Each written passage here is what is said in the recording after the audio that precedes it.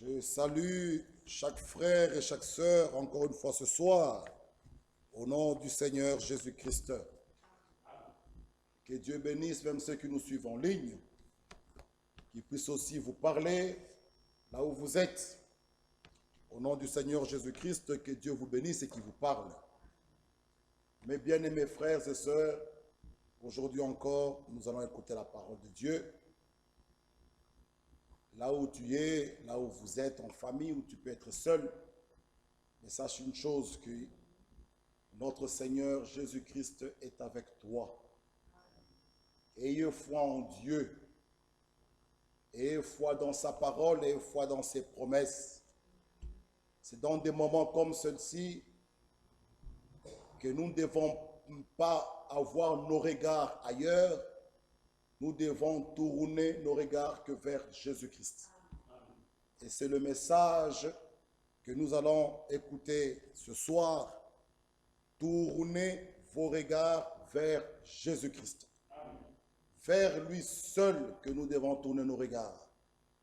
Dans des moments de détresse et de tristesse, dans de tels moments, nous devons avoir nos regards tournés vers Jésus-Christ. Les hommes peuvent vous soutenir, oui, mais nos regards doivent être fixés, tournés que vers Jésus-Christ. Lui seul est celui, dans de tels moments, frères et sœurs, il ne peut pas nous abandonner. Lui seul, dans de tels moments, est le véritable consolateur, le seul ami fidèle. Regardez là maintenant.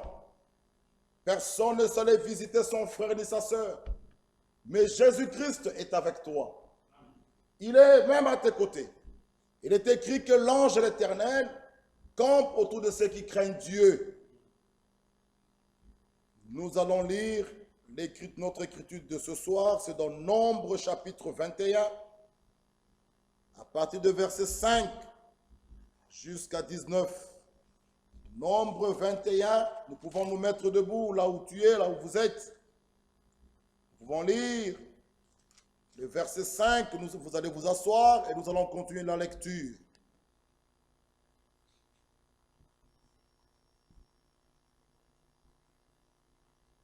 Nous pouvons lire dans Nombre 21, le verset 5.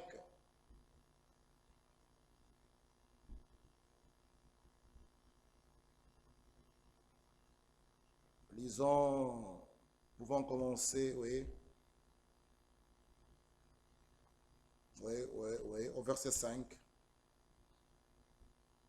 4, la partie B juste en bas pour avoir un peu bien la pensée. Le peuple s'impatienta en route et parla contre Dieu et contre Moïse. Pourquoi nous avez-vous fait monter hors d'Égypte pour que nous mourions dans le désert? Car il n'y a point de pain, il n'y a point d'eau, et notre âme est dégoûtée de cette misérable nourriture. Amen. Vous pouvez vous asseoir. Tournez les regards vers Jésus-Christ. C'est notre sujet de ce soir. Le peuple s'impatienta en route. Nous ne devons pas être impatients dans les choses de Dieu. La patience dans les promesses de Dieu est une très bonne chose. Souvent, beaucoup de gens ne sont pas patients.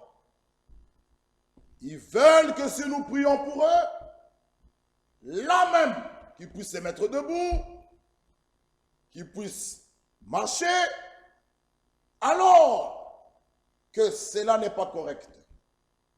Lorsque nous prions pour toi, mon frère et ma soeur, nous devons croire que notre Seigneur Jésus-Christ nous a guéris.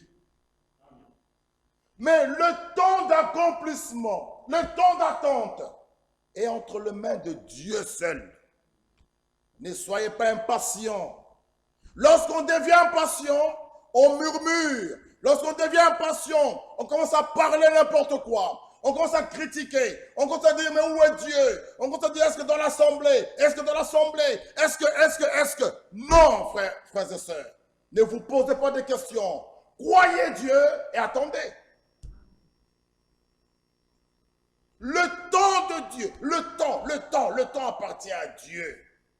Nous avons parlé ici le mardi d'Abraham. Abraham a attendu 25 ans.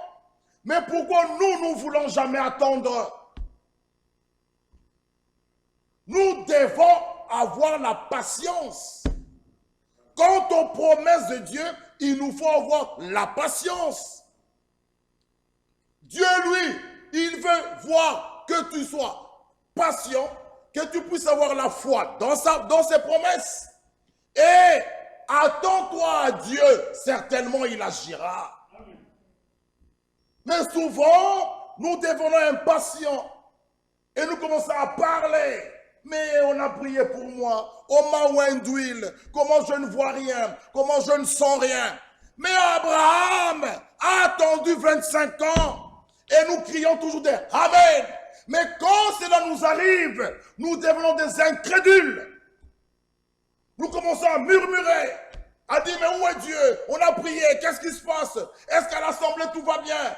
Frère, ne vous posez pas de questions.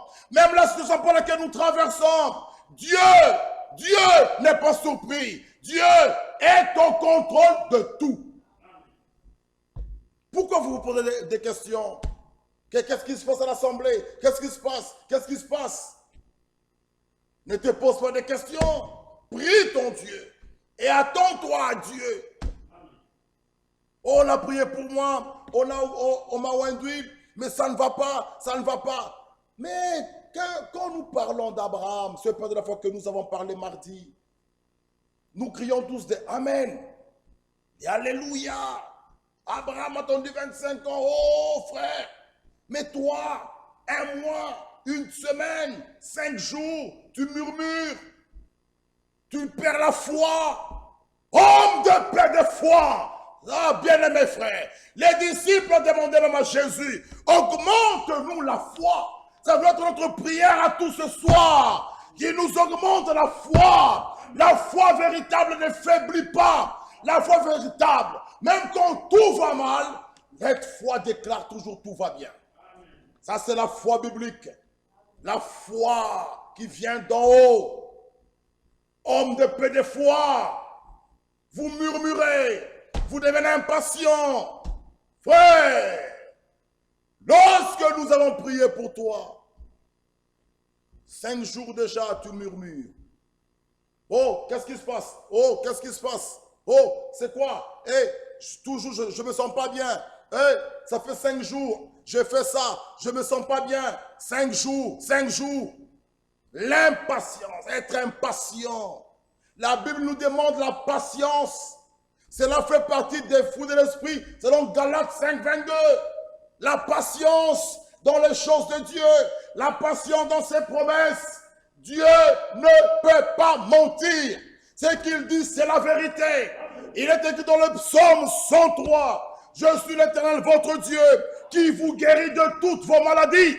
Cela est oui et amen. Mais vous, il vous demande d'être patient et d'avoir la foi. Même si cela traîne une semaine, soyez patient. Qu'est-ce qu'une semaine devant les yeux de l'Éternel? Il est écrit, un jour est comme 1000 ans, 1000 ans comme un jour. Mais 5 jours devant Dieu, c'est quoi? C'est des poussières, des minutes et des secondes. C'est toi qui vois 5 jours. Si un jour est comme 1000 ans comme un jour, 5 jours, c'est quoi devant Dieu? Être impatient. Le peuple aussi, la Bible dit, ils étaient impatients. Le peuple s'impatienta en route. Et qu'est-ce qu'ils font? Ils parlent contre Dieu et contre Moïse. Quelle erreur et quelle faute! Vous commencez à parler même contre l'Église. Oh, comment? Qu'est-ce qui se passe? Comment tout le monde est malade? Comment tout le monde est malade? Vous commencez à parler même contre l'Église. Faites attention, frères et sœurs. Dieu est au contrôle. Cela est arrivé du temps d'Israël. Le peuple commençait à parler même contre Dieu. Oh, où est Dieu? Où est Dieu dans l'assemblée? Dieu est là. Parce que ce qui nous est arrivé, il nous l'a dit. Nous pouvons le dire tout haut. Faites attention. C'est l'erreur qu'a commis Israël. Parler contre Dieu. Parler contre son Église. Non. Parler même contre Moïse. Faites attention, frères et sœurs. Ils étaient impatients. Ils ont parlé contre Dieu lui-même et contre le serviteur de Dieu. Alors, qu'est-ce qui va leur arriver? C'est ce qu'on va voir. Qu'est-ce qui va leur arriver? Vous murmurez chaque fois. Vous murmurez dans l'église. Oh, qu'est-ce qui se passe? Qu'est-ce qui se passe? Rien ne se passe, bien-aimés frères. L'église de Dieu vivant, il est écrit dans Marc 16, même les portes de l'enfer ne peuvent rien faire à l'église de Dieu vivant. Même si Satan, même si la maladie touchait tout le monde, mais l'église de Dieu vivant ne tombera jamais. Même si ce corps est détruit, bien mes frères, mais notre âme est délivrée, notre âme est rachetée, et à la résurrection, nous sortira des tombeaux. Son église est vivante. Même si ce corps est touché par des maladies, même si ce corps est touché par la grippe, même si ce corps est touché par le Covid-19, frère, nous tombons malades comme les autres. Mais à l'intérieur de nous-mêmes, nous sommes enfants de Dieu. À l'intérieur de nous-mêmes, nous sommes rachetés. À l'intérieur de nous-mêmes, nous avons une espérance vivante. Même si ce corps est détruit, lorsqu'il apparaîtra, nous sortirons vainqueurs. Nous sortirons dans la tombe. Nous sortirons ayant des corps glorifiés. Cette espérance vivante est en nous, est en toi, mon frère et ma soeur qui me suit ce soir. Sache une chose, même Lazare, nous allons le voir, que Jésus avait ressuscité. Où est-il aujourd'hui? Voilà pourquoi le plus grand miracle, c'est que l'homme pécheur devient un saint. Le plus grand miracle, c'est que l'âme qui pêche, l'âme qui était liée dans les ténèbres, est sauvée, délivrée. Ça, c'est le plus grand miracle. Ce corps peut être détruit, mais l'âme est rachetée, l'âme est sauvée. Frères et sœurs, regardez ce que le peuple en fait. Le peuple s'impatienta en route. Oui. Qu'est-ce qu'ils font? Ils parlent contre Dieu et contre Moïse. Quelle erreur! Vous vous posez des questions maintenant là. Comment ça se fait toute l'assemblée? Comment ça se fait toute l'assemblée? Et vous commencez à murmurer. Vous commencez même à parler en mal. Et qu'est-ce qui se passe à l'assemblée? Et il faut bien regarder. Non, mes bien-aimés frères. Non, mes bien-aimés frères. Notre Dieu nous aime. Notre Dieu est vivant. Frères et sœurs, ne parlez pas.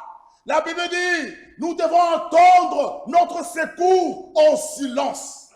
Parce que Dieu n'est pas absent. Maintenant, regardez ce qu'ils ont fait. Il parla contre Dieu et contre Moïse. Regardez. Pourquoi nous avez-vous fait monter hors d'Égypte? Pour que nous mourions dans le désert. Car il n'y a point de pain, il n'y a point d'eau. Notre âme est dégoûtée de cette misérable nourriture.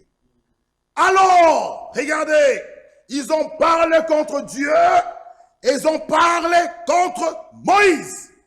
Maintenant, l'Éternel envoya contre le peuple des serpents brûlants. Ils mordirent le peuple et ils moururent beaucoup de gens en Israël. Le verset 7, le peuple vint à Moïse et dit, « Oh, nous avons péché. » Ici, nous voyons que le peuple a reconnu ce qu'ils ont fait. Le peuple a reconnu qu'ils ont péché en parlant contre Dieu et contre Moïse, son serviteur. Le peuple a confessé. Cela est une très bonne chose. Le peuple, ils ont confessé. Frères et sœurs, ils ont dit, le peuple vint à Moïse, nous avons péché, car nous avons parlé contre l'Éternel et contre toi. Mais non, prie, toi Moïse, prie l'Éternel, afin qu'il éloigne de nous ces serpents. Moïse pria pour le peuple. Frère, malgré qu'on a parlé contre Moïse, Moïse qui était un homme de Dieu, il avait le cœur d'un berger. Il pouvait que prier, même pour ceux qui ont parlé contre lui. Il pria l'Éternel. Il dit, oh Éternel, Moïse pria pour le peuple. L'Éternel dit à Moïse, Moïse, fais-toi un serpent brûlant. Place-le sur une perche. Quiconque aura été mordu et le regardera conservera la vie. Dieu dit à Moïse, ta prière, ok. Mais les serpents qui mordent, on ne va pas les enlever. Mais voilà la grâce. Fais-toi un serpent d'airain, comme nous pouvons le lire. Fais-toi un serpent brûlant. Place-le sur une perche. Quiconque aura été mordu, la grâce, qu'il regarde ce serpent que tu vas mettre et il conservera la vie. Moïse fit un serpent d'airain, le plaça sur une perche. Quiconque avait été mordu par un serpent et regardait le serpent d'airain conservait la vie. Mon frère et ma soeur, à quoi est-ce que vous regardez maintenant? Maintenant, où le médecin te dit, tu es malade, tu as la grippe, tu as le Covid, tu regardes à quoi? Tu regardes à l'ordonnance ou tu regardes à Jésus? Voilà là où nous sommes placés. Quel que soit ce que le médecin te dit ce soir, ayez vos regards fixés sur Jésus-Christ.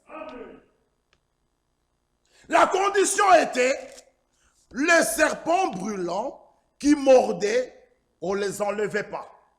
Ah! La maladie, oui, elle est là. La Covid-19, on dit la Covid, le Covid, la Covid, oh, elle est là.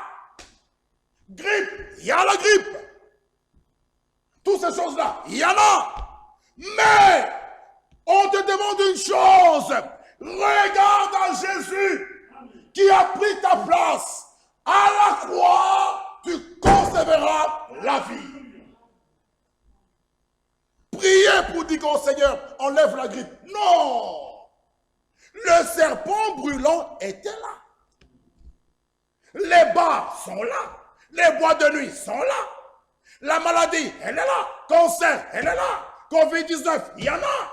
Grippe, il y en a. Mais, toi, qu'est-ce qu'on te demande? Une chose.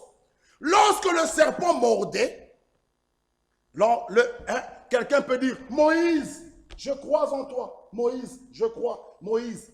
S'il ne regarde pas au serpent, il mourrait. Même s'il crie, oh moi je... On te demandait une chose. Regarde au serpent de rat que Moïse a élevé. Tu conserveras la vie. Ce soir, à quoi est-ce que vous regardez maintenant? Oh, on m'a fait une ordonnance, on m'a écrit ça, on m'a écrit ça. Mon soeur et mon frère, notre guérison ne vient pas de ces choses. Notre guérison, 2000 ans avant déjà, Jésus a tout payé. Amen. Vous, ayez vos regards sur Jésus-Christ. Même quand tu prends tes médicaments, écoutez bien mes frères et sœurs, même quand tu les prends, priez toujours. Priez toujours.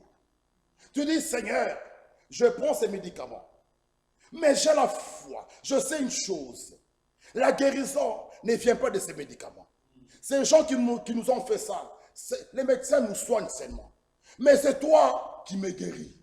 Même à travers ces médicaments, mets ta main puissante. C'est toi qui me guéris. Alors tu peux le boire. Ne mettez pas votre foi dans ce que toi tu vois là-bas. Oh, il m'a dit, il m'a écrit. Oui, nous respectons cela. Nous respectons cela. Nous allons à l'hôpital, tous. Mais une chose, quand tu y vas, ton regard à toi, à quoi est-ce que tu regardes? Tu dois avoir ton regard fixé que sur Jésus-Christ. Parce que lui, s'il ne met pas sa main, tu peux être dans les mains du plus grand médecin. Mais il est écrit, même si la sentinelle veille, si l'Éternel ne veille pas, la sentinelle veille en vain. Mon frère et ma soeur, à quoi est-ce que vous regardez? Nous allons maintenant le développer. Lisons Hébreux 12. Hébreux chapitre 12. Regardez ceci. Le premier verset.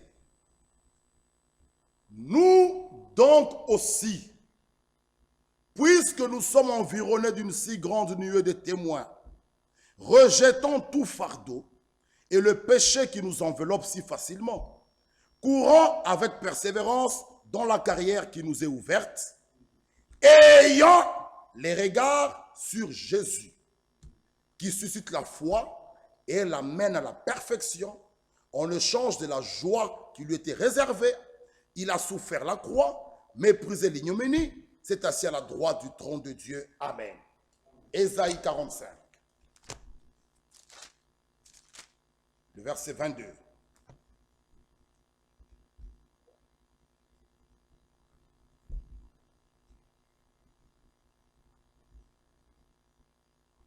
Le verset 21. Non, 22. Ésaïe 45, 22. Tournez-vous vers moi et vous serez sauvés. Amen. Frères et sœurs, à quoi vous regardez maintenant? Ça, c'est la question que je vous pose. C'est une question que vous devez vous poser. Dans cette situation dans laquelle nous traversons, à quoi est-ce que tu regardes? C'est dans des moments comme celle-ci, nous devons avoir nos regards tournés vers Jésus. Amen. David n'a pas regardé la grandeur de Goliath. Non. Il n'a pas regardé à la taille qu'avait Goliath. Non. David regardait à son Dieu. Et il a battu Goliath. Goliath, ce nom faisait peur à tout le monde. Lorsqu'on parlait ce mot, Goliath est là. Tout le monde courait aller se cacher. Goliath, ce nom qui faisait peur. Pourquoi? Il avait une taille imposante. Tout le monde devant Goliath. Tout le monde ne parlait pas, il fermait la bouche. Tout le monde courait, tout le monde se cachait. Pourquoi? Pas seulement le nom de Goliath, mais sa taille était imposante. Et cela faisait peur à tout le monde. Aujourd'hui, quand on parle de Covid-19, ce nom-là fait peur. Tout le monde tremble, tout le monde a peur. Mais David, lui, lorsqu'il vint, il voit Goliath, sa taille ne lui faisait pas peur. Ta taille ne l'intimidait pas. Pourquoi? Il avait Dieu. Il avait son regard tourné vers Dieu.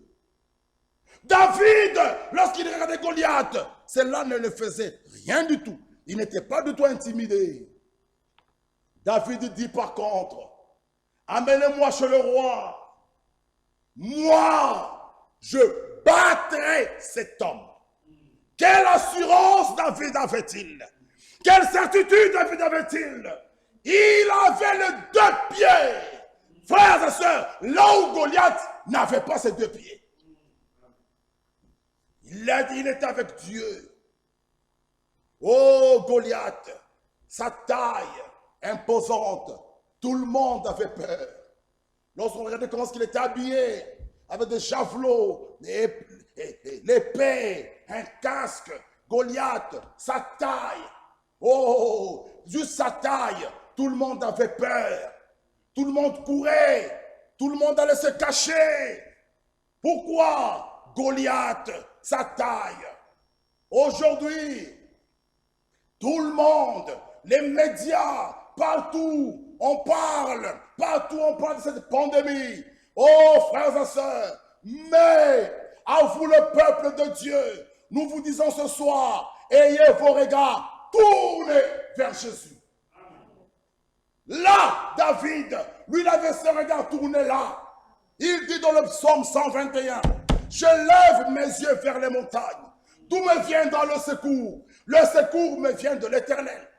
David savait bien que Dieu est avec lui, qu'il battra Goliath. Un enfant de Dieu aussi, même chose. Il a son, frère, il a comme bouclier. Bien-aimés frères et sœurs, dans ces moments-ci, tournez vos regards vers Jésus. Tournez vos regards là. Regardez à Jésus. Vous verrez la paix. Vous verrez la guérison. Vous verrez le salut. Vous verrez la consolation. Vous verrez la joie. Vous verrez la bonté. Vous verrez la paix. Vous verrez la patience. Vous verrez la bonté. Vous verrez l'amour. Tournez le regard à Jésus-Christ. Vous verrez ces choses. Bien-aimés frères, dans cette Bible, cette femme samaritaine, lisons cela. Cette femme samaritaine, oui, Jean 4, elle, quand elle a regardé, elle n'a pas vu comme les pharisiens voyaient. Ah, regardez Jean 4, verset 15. Jean 4, verset 15, jusqu'à 19. Elle, quand elle a regardé, la femme lui dit, « Seigneur, donne-moi cette eau, afin que je n'aie plus soif et que je ne vienne plus puiser ici. » Va, lui dit Jésus, appelle ton mari et viens ici. La femme répondit, je n'ai point de mari.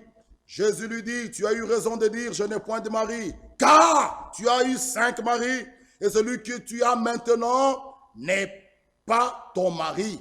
En cela, tu as dit vrai. Jésus-Christ, bien-aimé frère, le verset 19, Seigneur, lui dit la femme, je vois que tu es prophète. Ça, les pharisiens et les autres ne voyaient pas comme cela. Et quand ils voyaient Jésus, quand ils le regardaient, ils voyaient, oh, on connaît, Joseph son père, Marie là-bas, tout ça. Mais cette femme samaritaine, elle dit, je vois que tu es prophète. Alors, qu'est-ce que toi, quand tu regardes, ma soeur et mon frère, tu as toujours tes yeux fixés à tes ordonnances, tes radios, ils ont dit ça ne va plus, mes poumons, ça n'ira pas, ils ont dit dans quelques temps, ça n'ira plus, et tu te balades avec ça. Tu vois un frère, tu lui montres, regarde, mes poumons sont déjà abîmés, il n'y a plus d'espoir.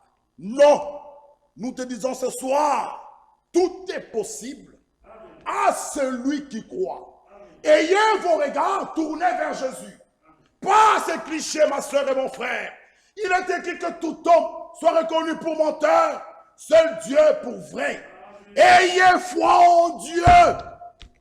Il fera de grandes choses.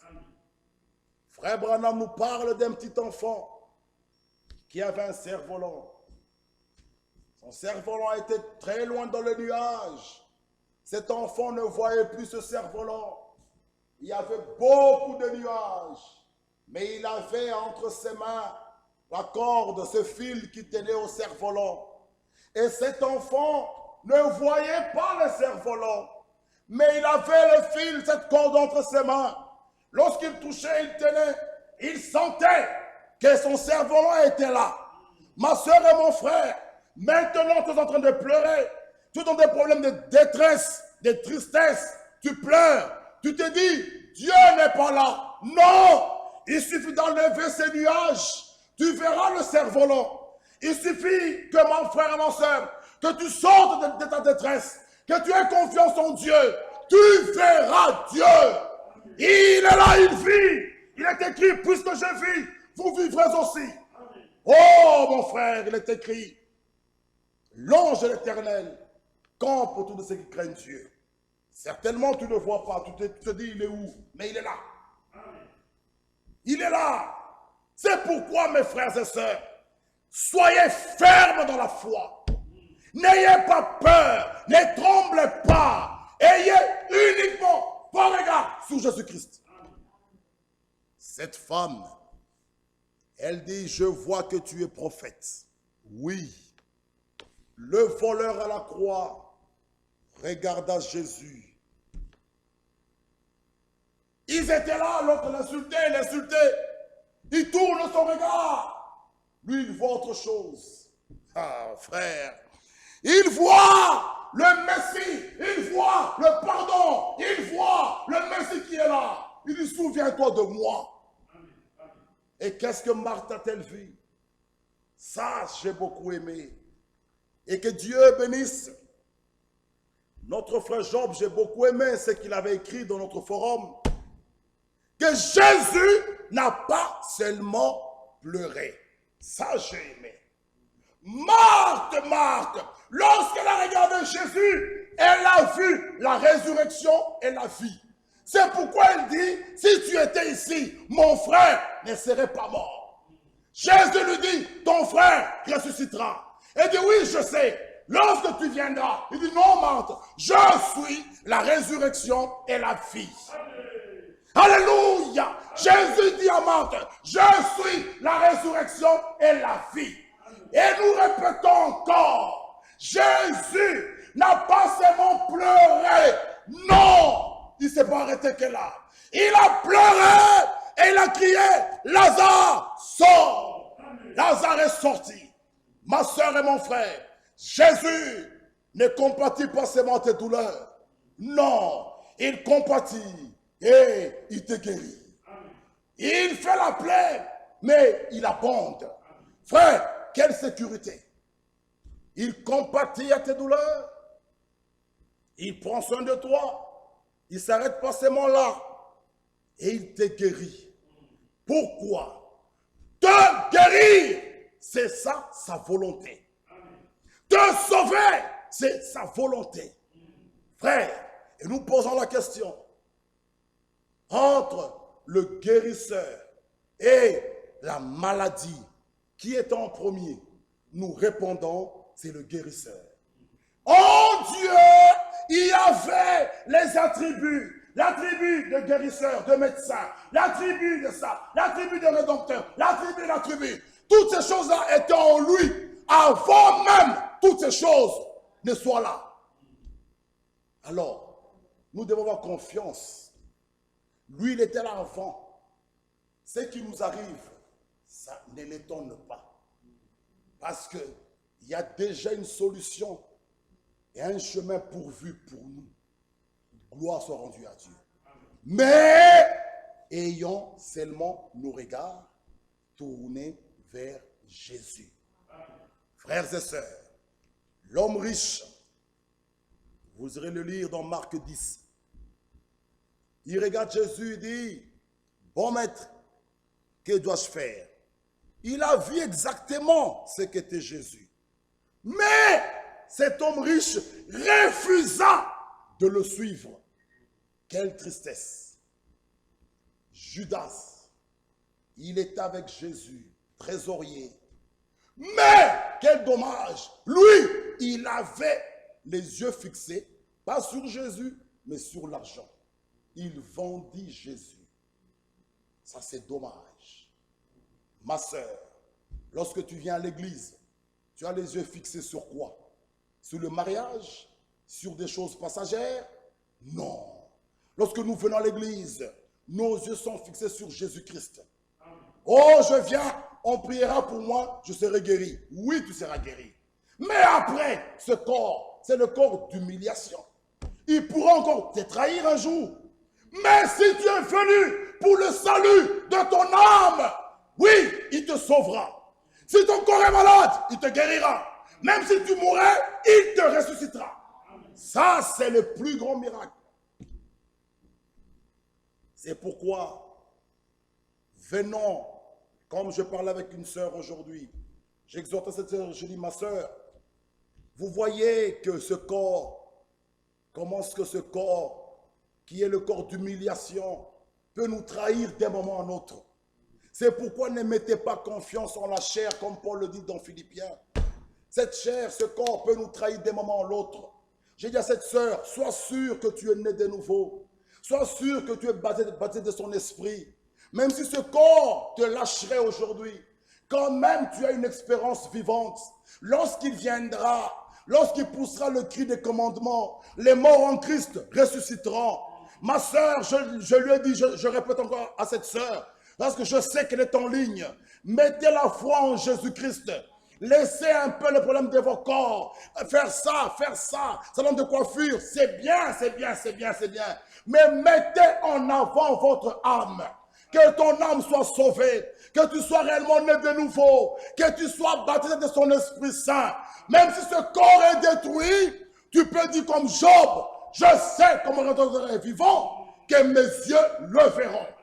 Ma soeur et mon frère, toi qui me suis ce soir, regarde ce soir, on devait tous être ici pour te dire quoi? Ce corps, il n'y a rien de bon. Regardez, tout le monde est bloqué chez lui à la maison. Ce corps, c'est le corps d'humiliation. Mettez foi en Dieu, que réellement, que vous fassiez des expériences vraies et réelles avec notre Seigneur Jésus-Christ, que tu sois réellement né de nouveau, que tu aies réellement le Saint-Esprit en toi, qu'il fasse sa demeure en toi. Alors, même si ce corps est détruit, mais en toi, tu as une espérance vivante, que lorsqu'il apparaîtra, les morts en Christ ressusciteront. Mon frère et ma soeur, tournez vos regards vers Jésus-Christ. Tournez vos regards vers lui. Lisons une écriture dans Luc 8. Et nous allons terminer par là. Luc chapitre 8. Le verset 41.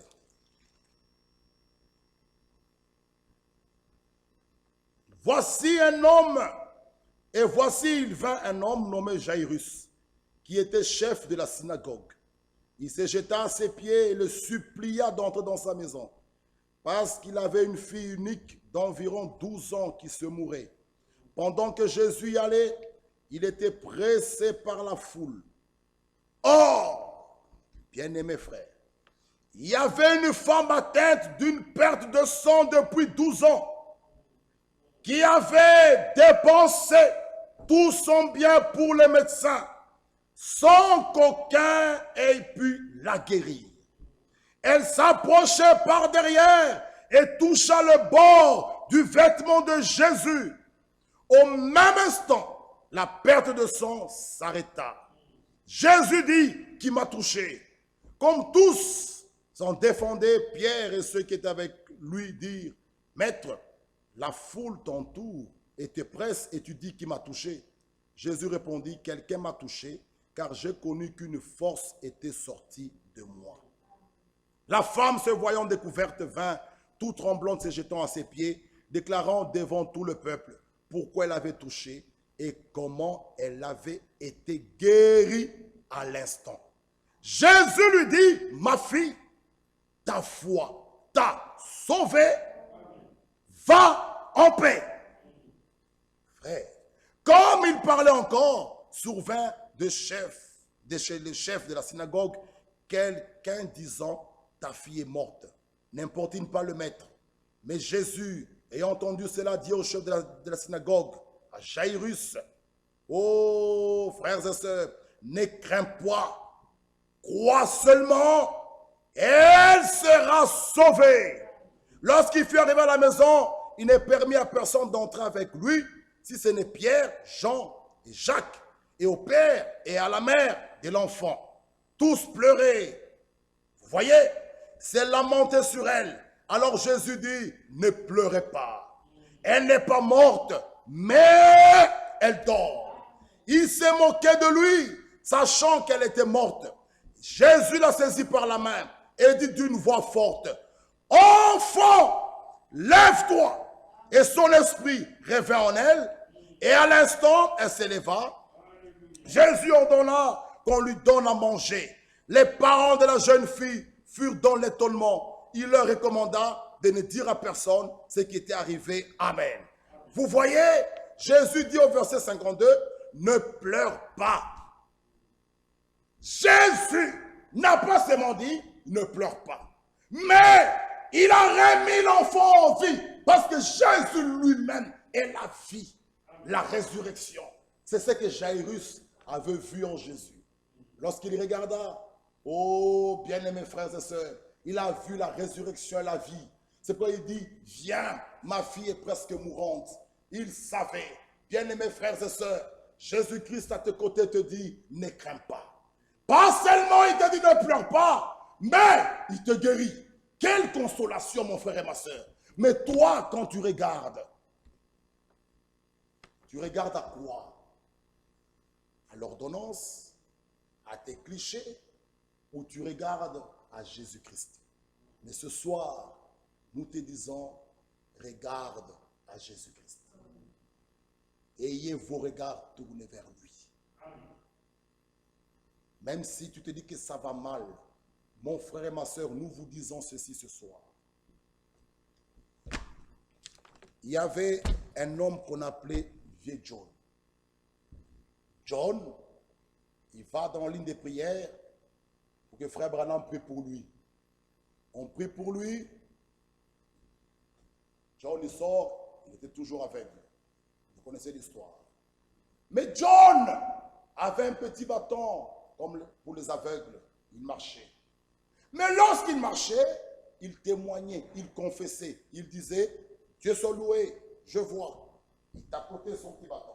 Dieu soit loué, je vois. Dieu soit loué, je vois. Les gens disent, mais John, tu as toujours ton petit bâton. Tu es aveugle. Tu continues à te servir de ce petit bâton. Mais tu déclares que tu vois. Un jour, il est parti chez son coiffeur. Le coiffeur coiffe John. Il dit, John, John, j'ai appris une chose. Il dit quoi? Tu étais allé chez cet homme-là, cet homme le prophète, et quand ça a parlé en mal de frère Branham, à se moquer de frère Branham, nous avons appris qu'il a prié pour toi, mais voilà, tu es toujours aveugle. Oh John, tu vois cet homme. John dit, attention, cet homme, c'est un homme de Dieu. Il a prié pour moi. La preuve qu'il a prié pour moi, je vois. Et ses yeux se sont ouverts. John a jeté le tablier, il a poussé le coiffeur, il est sorti du salon de coiffure, en train de crier, dit, je vois, je vois. Mais avant cela, John déjà, avec son petit bâton, il tapotait, disait, Dieu soit loué, je vois, Dieu soit loué, je vois. Pourquoi nous disons cela, mon frère et ma soeur? Lorsqu'on prie pour toi, mettez votre foi en action. Oui, même si tout va mal, arrête de t'allonger, toujours dire, je vais mal, ça va pas, ça va pas. Non! Même si tout va mal, mets-toi debout, marche dans la maison, confesse, témoigne. Merci Seigneur, tu m'as guéri. Merci Seigneur, tu m'as guéri. Merci Seigneur, tu m'as guéri. Merci Seigneur, tu m'as guéri. Mais tu es toujours au lit, en train de dormir. Tu dis, ça va pas, ça va pas. Ça, ce n'est pas la foi. La foi est une ferme assurance, une démonstration de celle qu'on ne voit pas. La Bible dit, le temps me manquerait de parler de Gédéon, de Jephthé, de David. Frère, ces gens-là, c'était des hommes de foi. Arrête de dormir, ma soeur et mon frère. Mets-toi debout. La Bible dit, résistez au diable, il fuira loin de vous. Cette maladie, refusez-la. Dites au nom de Jésus, je suis guéri. Même si tu vas mal, marche même là dans ton salon là. Maintenant où je parle, mon frère, toi tu sais pour te mettre debout. Au nom de Jésus-Christ, mets-toi debout. Si tu vas tomber au salon, tombe au salon. Marche devant tout le monde. Déclare ta guérison. Dieu soit loué, je suis guéri. Dieu soit loué, je suis guéri. Dieu soit loué, je suis guéri. Tu verras ce que Dieu fera dans ta vie. C'est ce que John a fait. Et John l'a expérimenté. Au salon, ses yeux se sont ouverts.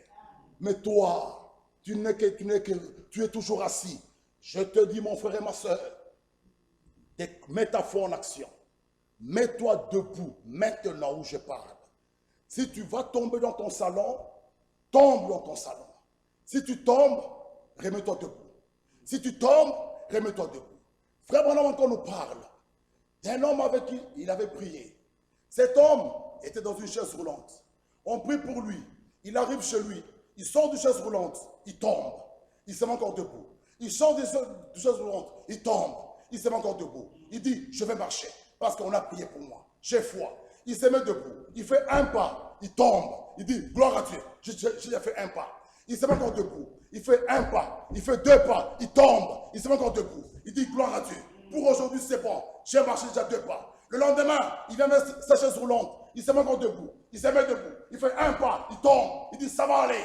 Il se met encore debout. Il fait un pas. Il fait deux pas. Il fait trois pas. Il fait quatre pas. Et il a marché. La chaise roulante est restée. C'est ça la foi. Est une ferme assurance. Ayez vos regards tournés vers Jésus. Toi, ma soeur, qui va marcher, lève-toi, marche au nom de Jésus. Mon frère, lève-toi. Lève-toi. Lèvons-nous. On va prier. Lèvons-nous. On va prier. Mon frère, là où tu es, lève-toi aussi. Ma soeur, lève-toi aussi. Gloire à Dieu. Prions tous.